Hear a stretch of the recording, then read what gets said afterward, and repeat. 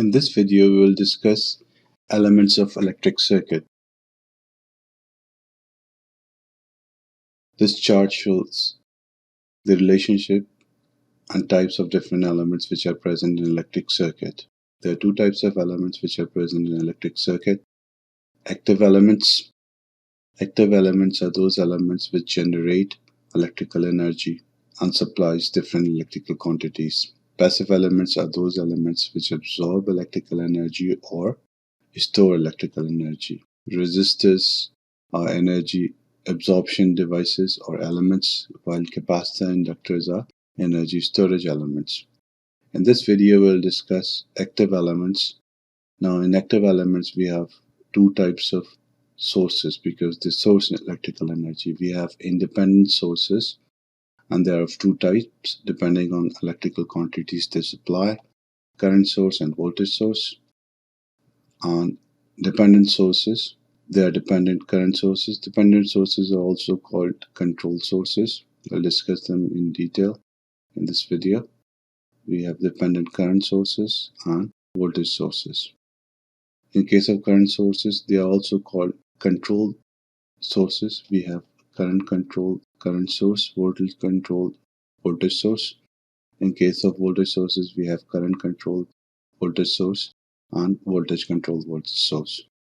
The importance of understanding or clear understanding of electrical element is that any simple or complex electrical system can be represented in a circuit form with the combination of these electrical circuit elements, and it can be analyzed using electrical circuit analysis techniques which we discussed throughout this course. So let's see what are independent sources. An ideal independent source is an active element that provides a specific voltage or current that is completely independent of other circuit elements. In circuit diagram, voltage source is represented by this symbol and current source is represented by this symbol. The voltage supplied by the voltage source is independent of any other circuit element. It means it's constant, and the current supplied by independent current source is again constant. It does not depend on any other circuit elements present in the circuit. Dependent sources. In case of dependent sources or controlled sources, an ideal dependent or controlled source is an active element in which the source quantity is controlled by another voltage or current in the circuit. So there are four types of dependent sources, two types of dependent current sources, and two types of dependent voltage sources. In this case, this one represent, or this symbol represent current controlled current source. So the value of current supplied by this dependent source depends on the value of Ix, which is the current present in some other branch of the circuit. This is voltage controlled current source. Here the value or quantity of current supplied by this source depends on voltage present in some other part of the circuit. So these are two current controlled sources. This one is voltage controlled source. It's a voltage source. So value of voltage supplied by this source or quantity of voltage supplied by this source is controlled by voltage present in some other part of the circuit. Whereas this is current controlled voltage source, where the value of the voltage depends on the current present in some other branch of the circuit. So there are four types of dependent sources: current controlled current source, voltage controlled current source, voltage controlled voltage source, and current controlled voltage source. Now we can see how it works. So this represents an electrical circuit with circuit elements. This one you can identify as a supply. It's an independent source. It means the voltage supplied by this source doesn't depend on any circuit element. V2 is the voltage present across this circuit element. In the other section of the circuit, this one is voltage controlled voltage source.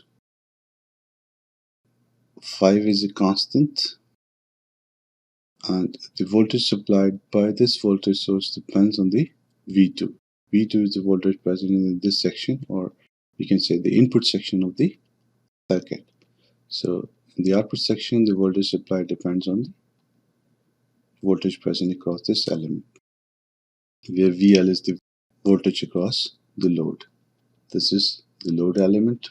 This one is the output voltage. This one is the input voltage, and this branch controls the output voltage. So this is the basic way you can use independent and dependent sources. Now we understand independent and dependent sources. Let's do a simple example. So in this part, you have to find out power absorbed by each element in the circuit. So there are certain elements present in the circuit, the voltage across those elements and the current through those elements are given, and you have to find out the power absorbed by each element. Remember, while solving this question, our basic assumption is the element is power absorbing. All the elements present in the circuit are power absorbing elements. If the result of our power calculation is negative, it means that particular element is not absorbing power, but it is generating power. So I will pause for a while so you make calculation. You will get one result for this circuit element, which is a current source, a result for this element, a result for this element, a result for this element, and a result for this element. So you get 1, 2, 3, 4, 5 values of power absorbed. Positive value of power absorbed means that element absorbs power. Negative value of power absorbed means that element generates power. Here I'll take a pause for you to do your calculations.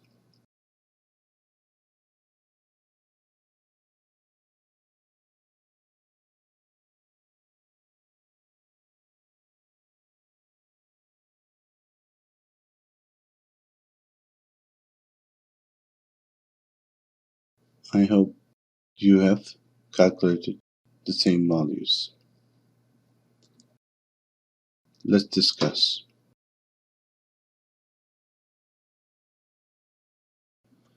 Here, if you see, the current is coming out of the positive terminal.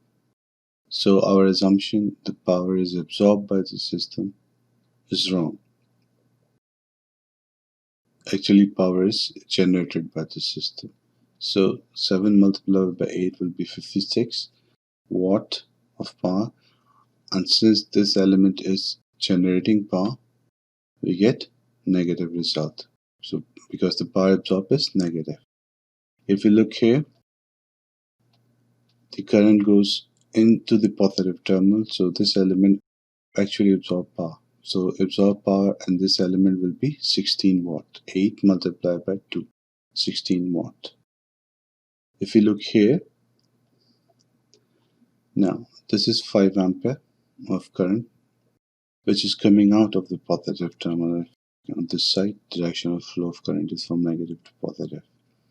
So we multiply 5 ampere with minus 12 volt, which is the voltage present across this element.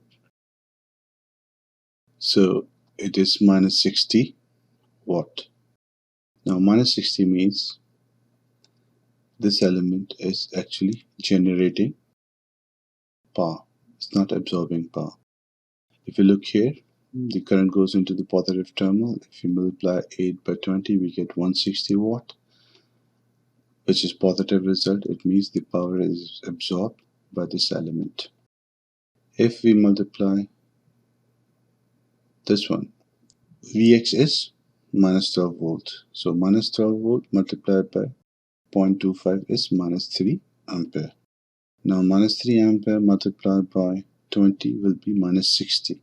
Minus 60 means the power is supplied by the source because our result is negative. So our original assumption that power is absorbed by this element is wrong. Actually, the power is supplied by this element. So we look at our results again for each element present in the circuit. I hope you understand the different elements present in electrical circuit and power supplied and absorbed by different elements in the electrical circuit. We will discuss further the passive elements when we discuss other topics in this course.